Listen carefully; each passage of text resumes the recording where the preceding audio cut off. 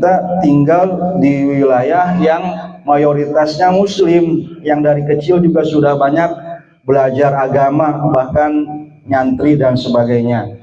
Jadi kalau kita jadi imam, jadi khatib, kemudian bacaan kita kedengeran salah tajwidnya, salah makhorijul hurufnya, kita baca dalil waktu khutbah salah nahunya misalnya, kemudian ada yang ngebenerin dari jamaah, itu harusnya kita malah bersyukur, bukannya malah jadi tersinggung, ngerasa yang paling benar.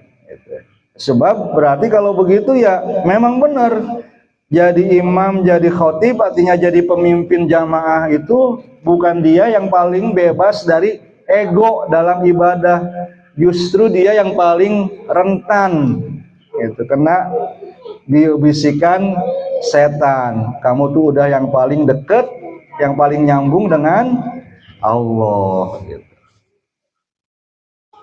Sama pimpinan masyarakat juga ya, Pak RT gitu ya.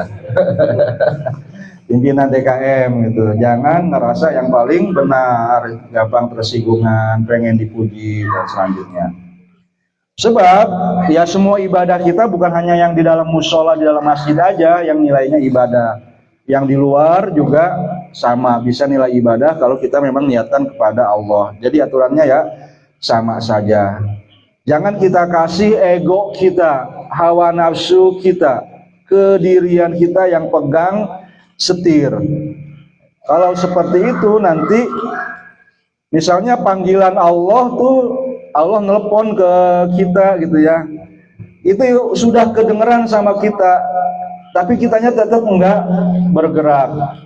Yang paling mudah sih ya misalnya ya azan udah kedengeran, sekarang sudah nisfu Syaban tadi gitu kan, berarti udah dekat lagi Ramadan. Nah selanjutnya itu udah banyak panggilan-panggilan. Kalau kita nih gen kolonial gitu kan, ini udah termasuk panggilan nih Pak.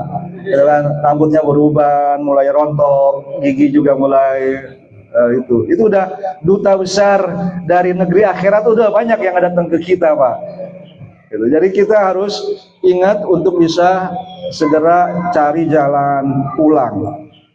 Jangan kita biarin ego kita yang pegang setir. Kalau seperti itu nanti kita ibadahnya ya cari mood gitu ya, kapan enaknya nih gitu kan. Cari misalnya terus masih sibuk, ntar deh kalau misalnya udah lebih senggang, masih miskin ntar deh kalau udah lebih kaya, masih bodoh ntar deh kalau udah lebih pintar.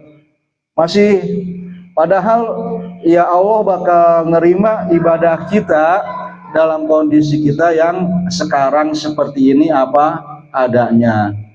Gak perlu melihat ibadahnya orang lain itu kayak halaman tetangga yang rumputnya lebih hijau, kan? Kalaupun beneran rumah kita nggak ada rumputnya, gersang, Allah tetap datang ke rumah kita, nerima kita apa adanya.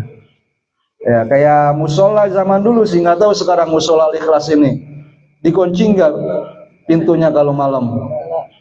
Iya, kalau zaman dulu tuh saya kecil masih ada zaman layar tancap Pak Marjali. Di kampung Bapak ada nggak layar tancap?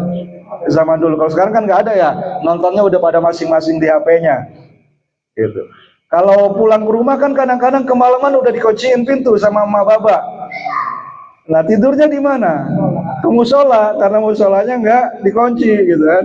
Walaupun yang kayak begitu mah katanya seringnya dipindahin ke beduk nanti. Ya.